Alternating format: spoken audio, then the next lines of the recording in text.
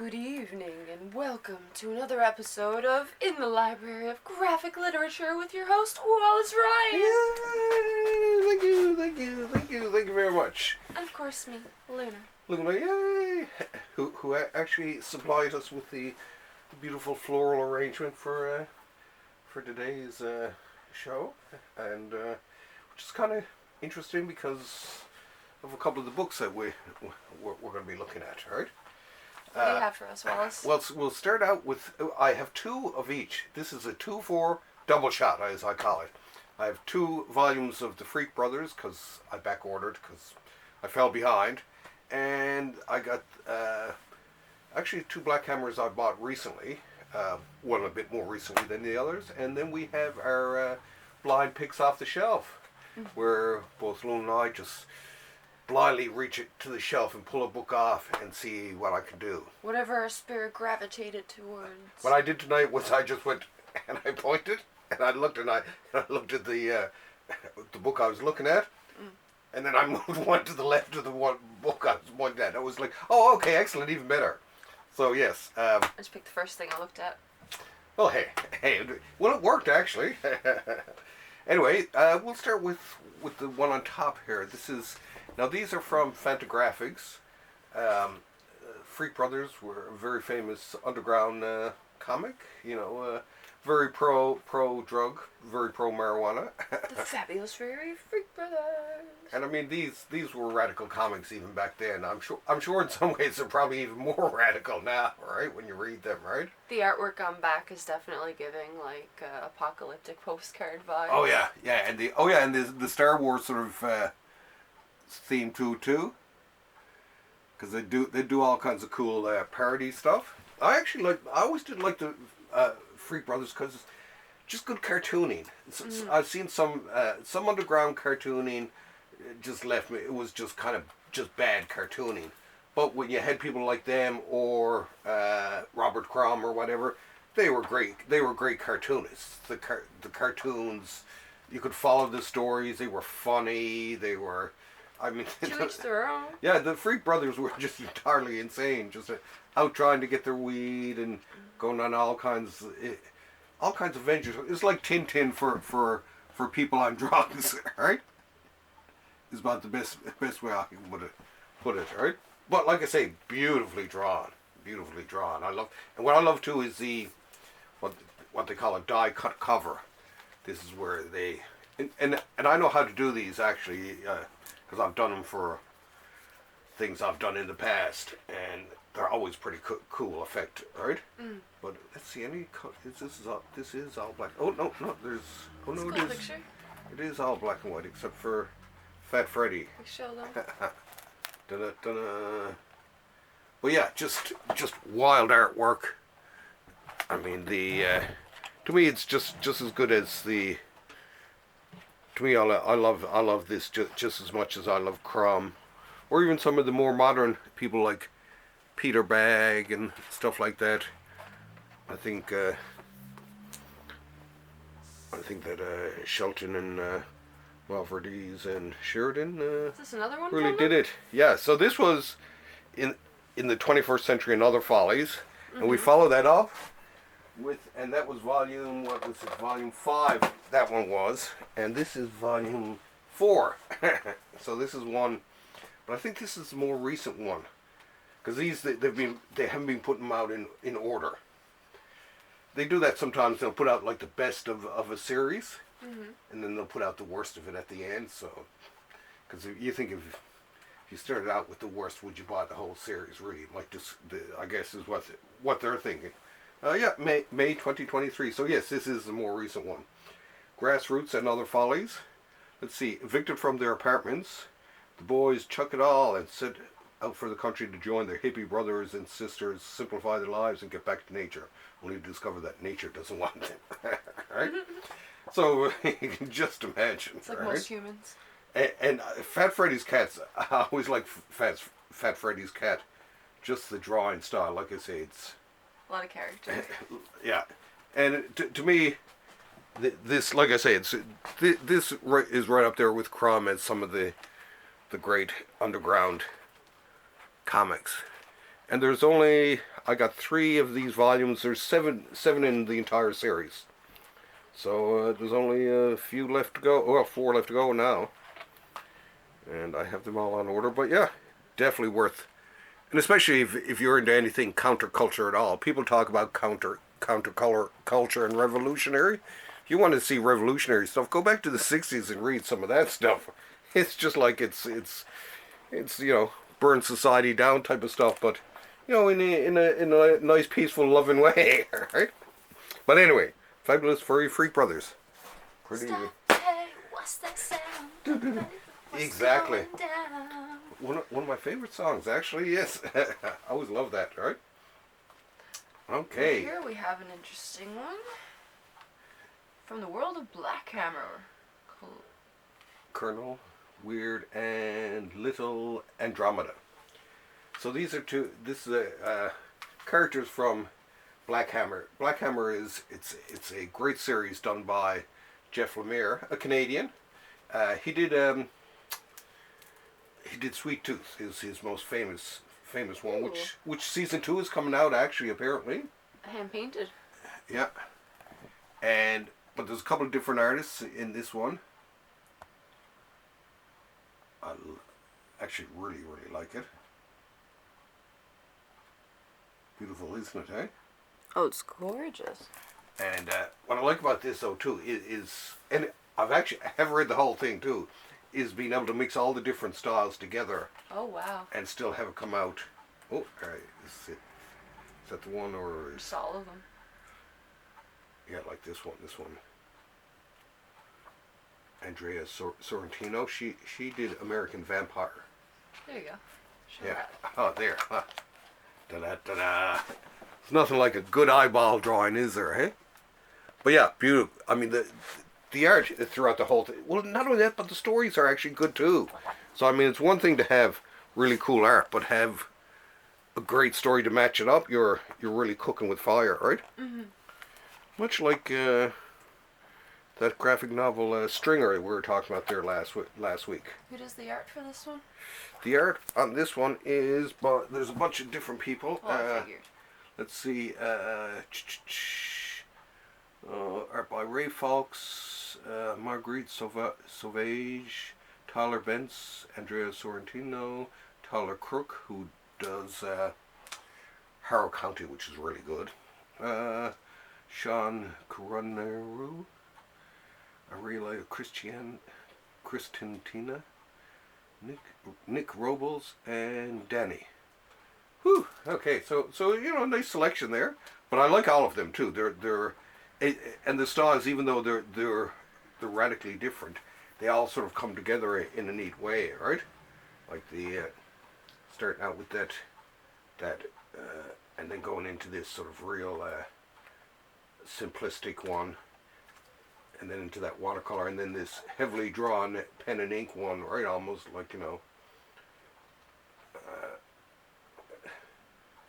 like some kind of comics one. Oh, and then that simple one, which I always liked.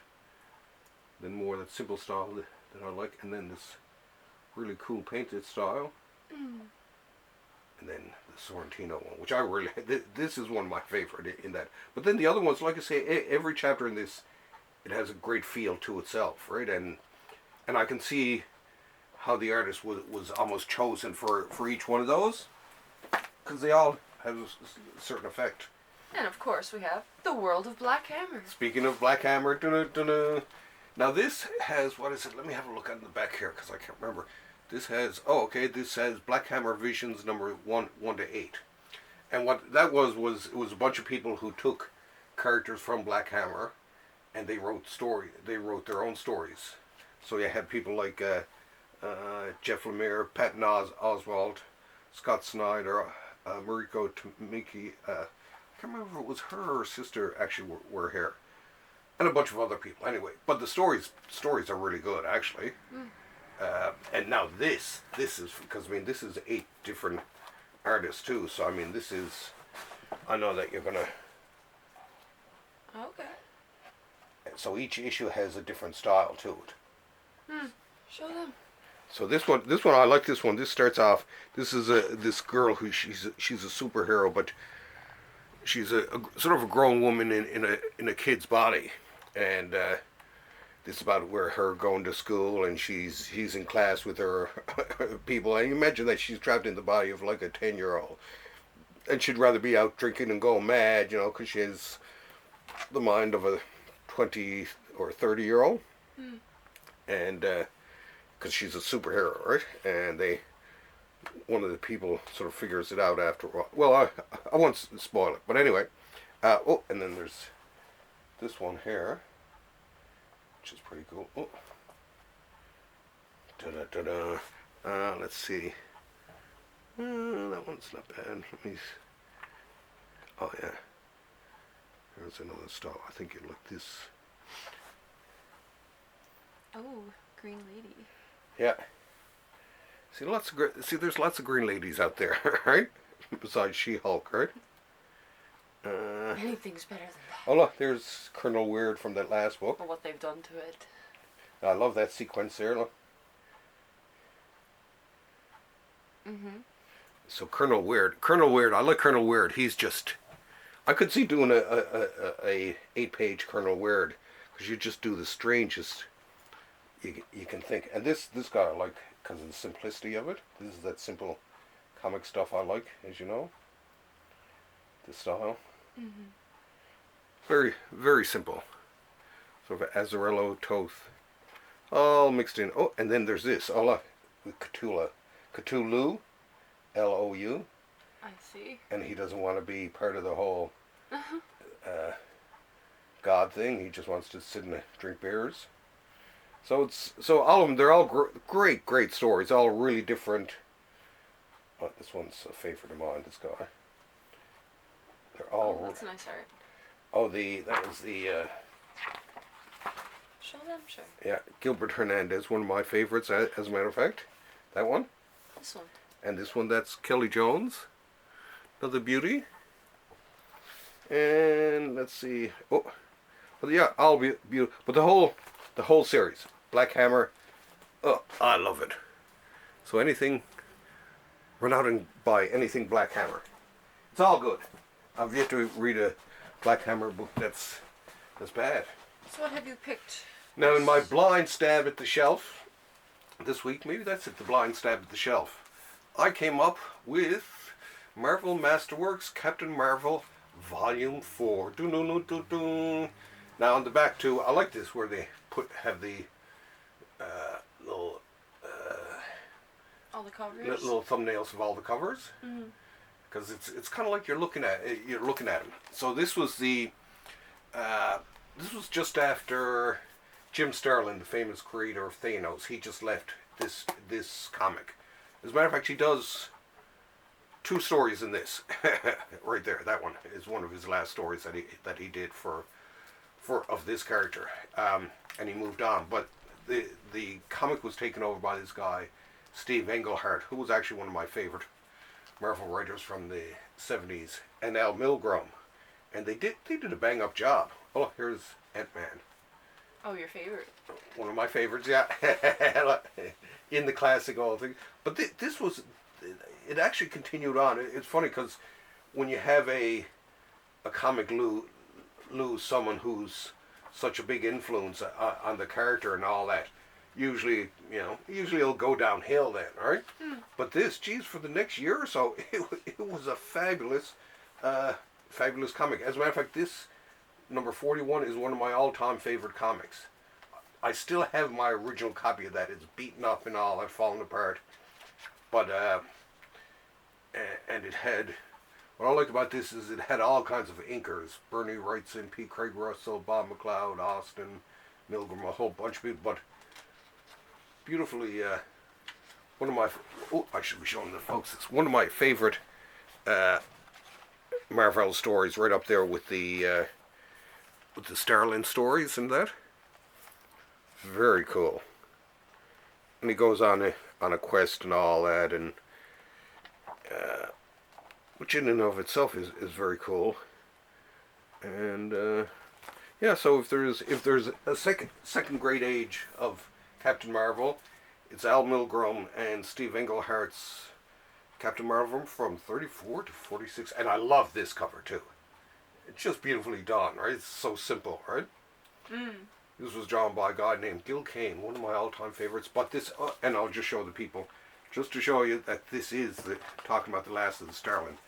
That's the first issue of this is the last issue that Starling did for him, at least before the death of Captain Marvel.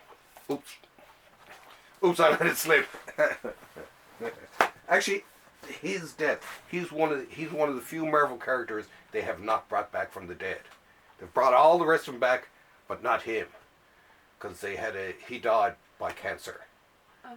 So they kind of feel weird about it. No one wants to undo that death, right? Okay, what's your blind stab at the shelf there?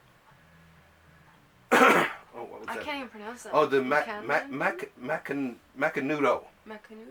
Yeah. Macanudo, welcome to Elsewhere. Now this is, it's a bloody amazing little cartoon. I think it's Brazilian, or I can't remember if it's Brazilian or Argentinian. And it's just, they're absolutely beautiful. They're very lyrical. Some of them are just, it's just, they're just great little ideas, like even something like this, right? I like how it's drawn. It's like part dream, part little bit of reality thrown in. I love the penguin strips, right? The penguin appears constantly throughout it. So here's another one, penguin. But it's now there's only been one out so far. This is also actually from Fantagraphics too. They do some great foreign stuff. But Macanudo, it's I'm hoping they do more of these volumes here. This is It's fun to read. Oh yeah. Oh, when I read, and it didn't take me long to read it, and it was just like, I wish there was a second volume that I could read right now, right? Mm-hmm. But I think we'll probably see more just because it is so bloody cool, right? How long are each of the panels? Just like page each? Yeah. Like I like that one there. Well, I mean the comic stories. Yeah. They usually stuck to a couple or one strip each, right? It's really convenient. It wouldn't take you long to get through it at all. Oh no. And I love the penguins. He does great penguin comics. So yeah, it was what is it? Linears is the name of the artist. Macanudo, welcome to Elsewhere. And as a matter of fact, the introduction is by Matt Groening from The Simpsons. And I love the cover. I love that. It's just something very beautiful about it, right? It's like, I don't know. It has a little bit of Calvin and Hobbes. It has a little bit of Maurice Sendak in it, and like almost a touch of gaming on top of it, just to make it beautiful. Anyway, that's it. Well, that's in life. One must always stop and smell the roses. Good to see. It's faint. Nice smell though. And hopefully now next week, I hope to buy at least a couple more books. I'm trying to buy cheaper books too, smaller, cheaper books for us to review, right? So hopefully by next week we'll have some nice cheaper books to review. We'll see how it goes. See how it goes. In the meantime, check out Dennis Osborne and my podcast on Thursday Comics. Oh, and pre-order Stringer from Image Comics with myself, Patrick Kinlan, and my good pal Paul Tucker. Paul loves our show. He does watch our show. Hi, Paul. We'll wave to him. And he listens to our podcast. He's a big fan of our podcast. So check out the podcast too. It's a little bit more R-rated than this show is, right? We get to swear on that one, right? Anyway, that being said, thanks for having us over, and we'll see you next week. Bye!